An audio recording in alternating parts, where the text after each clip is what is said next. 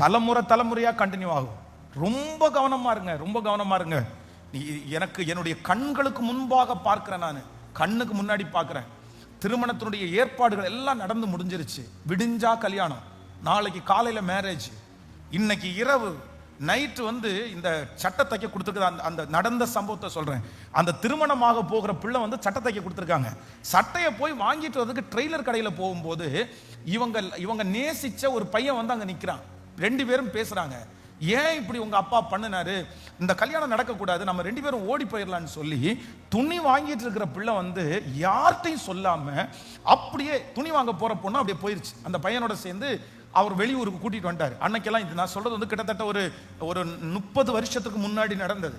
அன்றைக்கு இந்த மாதிரி வசதிகள் எல்லாம் ரொம்ப குறைவு. புள்ள போயிருச்சு, தேடுறாங்க, புள்ளைய காணோம். வீட்டில் எல்லாத்தையும் கட்டிட்டாங்க, சாப்பாடு ரெடி பண்ணியாச்சு, சொந்தக்காரங்க வந்துட்டாங்க. விடிஞ்சா கல்யாணம், இன்னைக்கு காலையில 10 மணிக்கு பிள்ளைய காணோம்.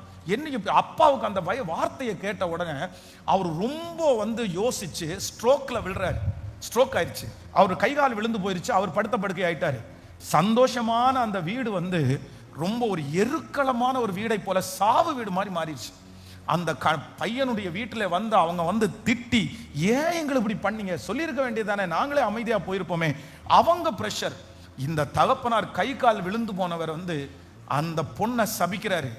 என்னை இப்படி பண்ண வச்சுட்டு போனல, நீ கண்டிப்பா நீ இதை அனுபவிக்காம போக மாட்டாங்க. சபிச்சு சபிச்சே இறந்து போயிட்டாரு. இவங்க வந்தாங்க, திருச்சி பக்கத்தில் ஒரு ஊர்ல அவங்க குடியேறினாங்க. 2 பேருமே கவர்மெண்ட் ஜாப்ல வேலை பார்த்தாங்க. அவர்களுக்கு ஒரு அழகான பிள்ளை பிறந்தது. அந்த பிள்ளை காலேஜில் +2 படிக்கும் போது தூர 11th 12th ரெண்டு ஸ்கூலு கொஞ்சம் தள்ளி போய் வீட்டை விட்டு அவங்க ஸ்கூல்ல ஜாயின் பண்ணணும்.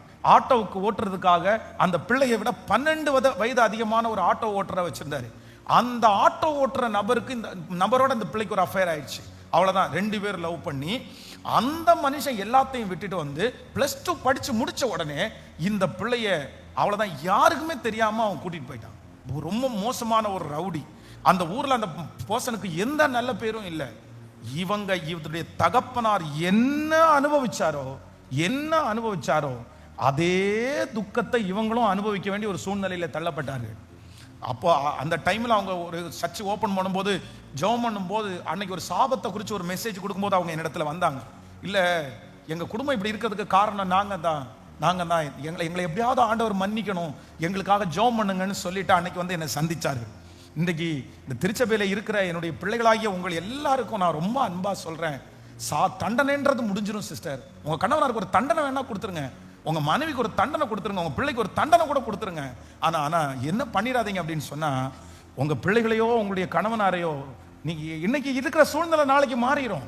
இன்னைக்கு இருக்கிற பிள்ளைகளை நாளைக்கு நம்ம ஏற்றுக்கொள்ளக்கூடிய ஒரு சூழ்நிலை வந்தது. சரி, ஓகே, ஏதோ ஒரு சூழ்நிலையில தடுமாறிட்டாங்க, ஏதோ ஒரு சூழ்நிலையில விட்டு போயிருச்சு. நீங்க உங்க வாயிலிருந்து என்ன பண்ணாதீங்க அப்படின்னு சொன்னா, நல்லாவே இருக்கக்கூடாது அப்படின்றது மாதிரி நீங்க சபிச்சிடாதீங்க. சாபத்திற்கு ஒரு பெரிய வலிமை இருக்குது. என்ன வலிமை அப்படின்னா, அது என்ன ஆயிரும்னா, தலைமுறைகள் தோறும் என்ன ஆகும்னா அது கண்டினியூ ஆயிரும், அது தொடர்ச்சி ஆயிரும்.